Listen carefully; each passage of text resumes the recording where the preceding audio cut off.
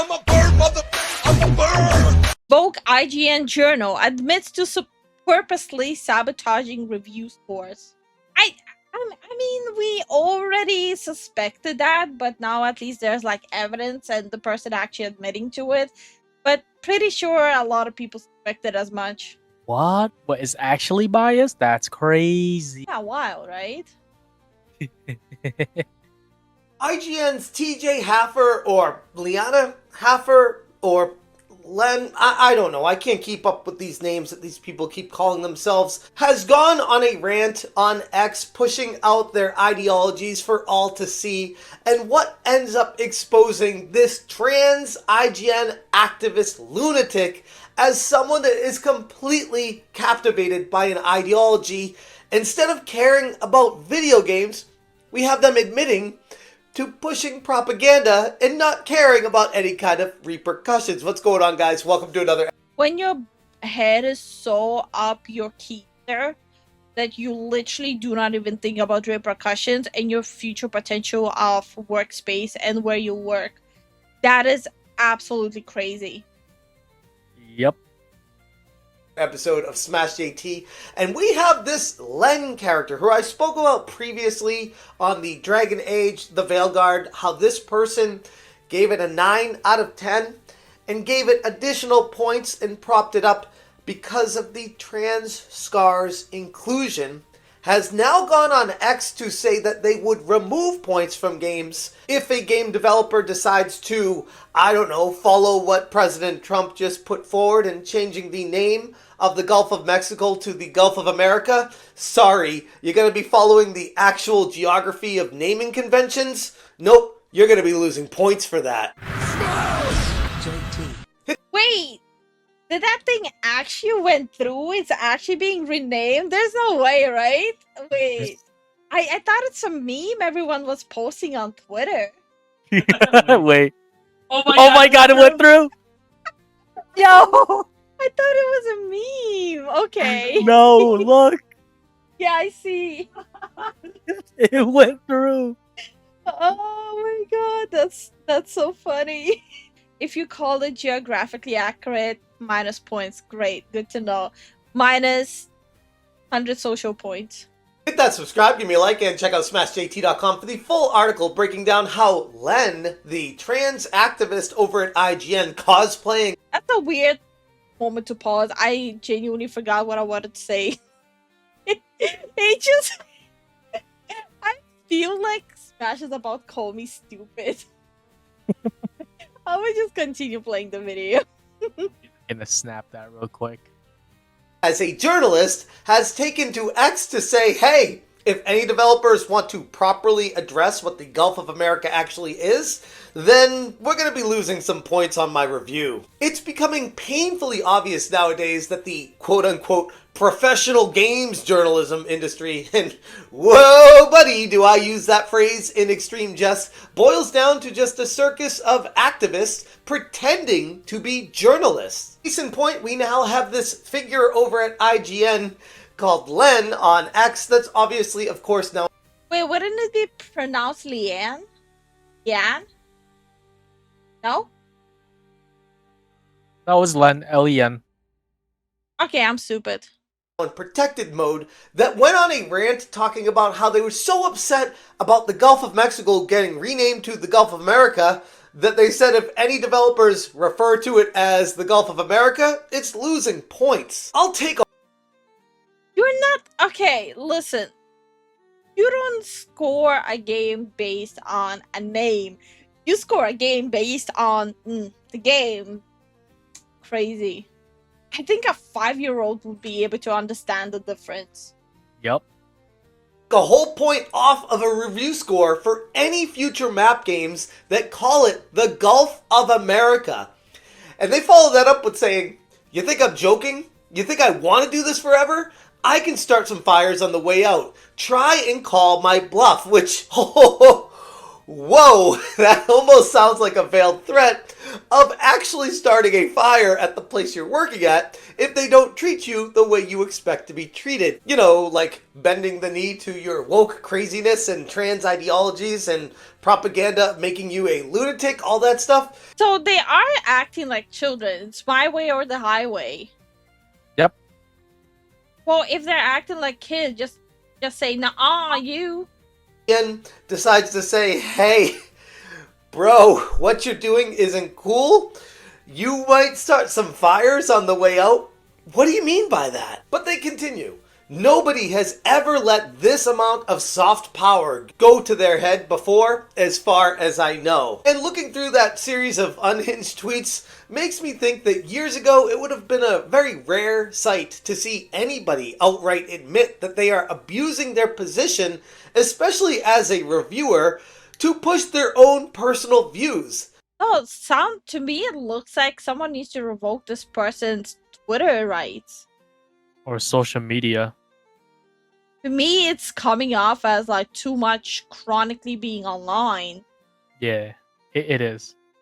Yet now, here we are. It's even more disturbing considering that Len is the very same journalist who shamelessly rewarded extra points to Veilguard for including trans representation. Okay, so now we know. Now we can put a face to the person why Veilguard was so highly rated, higher than Black Myth Wukong. And chess scars in a fantasy RPG where there is literally no need nor explanation for why they even exist in there in the first place. But it doesn't matter because as long as the ideology is getting pushed, sure, have some extra points on your review score. At the end of the day, you hear this stuff and you're like, why should anybody even care about what your scores are at the end of the day? And I know everyone's going to hear that and say, yeah, that's why no one trusts IGN. You can't spell ignorant with IGN. All these professional reviewers, we don't listen to them. I get all that. But taking a step back, it's like, why do they continue to go down this road? This is now the perception that the entire community has because they continue to. Is there a possibility that they're thinking the more they're gonna do this, that people will eventually come around? Is there a possibility? Like, I'm not saying it's a good reason. I'm not saying that this is the reason. There's a good possibility that they think that way. Like, the more they keep on hammering the same topic, people will eventually come around. Yep. Okay.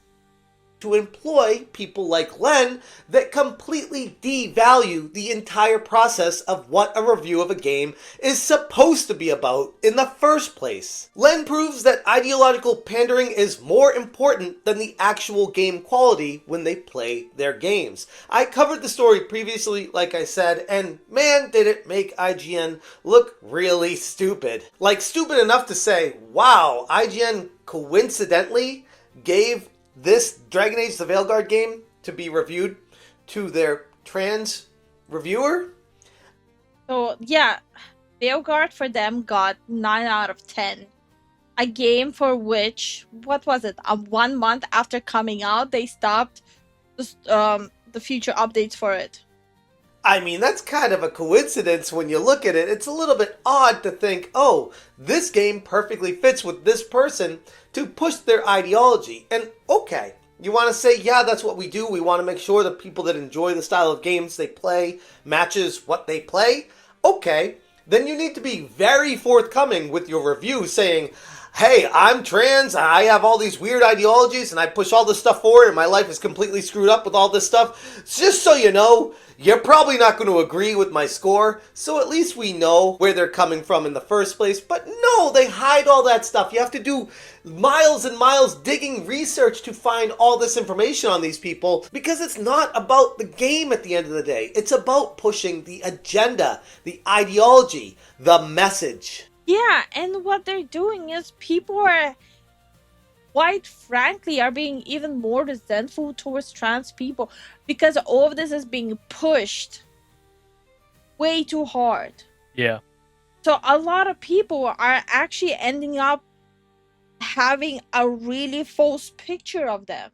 They're actually extremely harming the community. Len's behavior here is a prime example of why traditional gaming outlets like IGN are completely losing any relevance whatsoever, while YouTubers and independent websites out there continue to rise in popularity as the true voices of the gaming community. Gamers don't want to be lectured by activists masquerading as reviewers. They want honest, unbiased opinions about games. I genuinely take a step back from all this and can't understand why it's so hard for these outlets to understand what the issue is with them. Places like IGN have long since stopped prioritizing quality journalism in favor of hiring activists, and it's gonna make everybody wonder, why is that? Who's in charge of making these decisions? And the people that are hiring these people, who put them in the position to enable them to bring like-minded people into the company? These lunatics are destroying our hobby from the inside out. Yeah. It's no wonder that IGN and other mainstream outlets are circling the drain, eating themselves alive with their own activism instead of hiring real, actual journalists who actually care about the game that they're playing. This is exactly what... Well, that's another problem. These people are squeezing out quote-unquote journalists, gaming journalists, who actually do want to provide an actual review. Yeah. So you will see less and less of those people.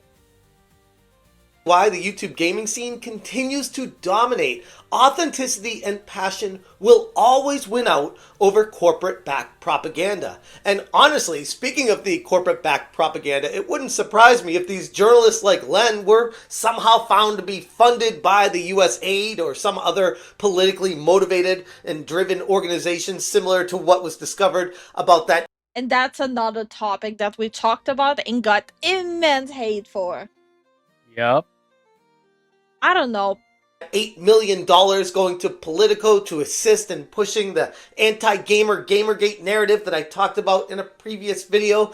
And looking at the situation for what it is, sure, we don't have any direct lines right now to it, but we didn't have any direct lines to Gamergate before this whole USA thing happened. And now that we see that, it's like, okay, now we have an explanation as to how people were getting money from at least one source to push Gamergate. And you got to take a step back and look at that and say, well, if they're getting money for the source to push Gamergate, what's stopping it from a source coming in to enable activists in a medium that they do not belong to? Mr. 0303 in reply on the SmashJT.com article said, "It is the Gulf of America, and this dude is a man. Speaking the truth is the first step. He is the perfect avatar for the gaming journo. Corrupt, incompetent, and mentally ill." And Python Bacon said, "This dude doesn't know which bathroom to use. Why would I care about his reviews?" Which speaks to a much greater...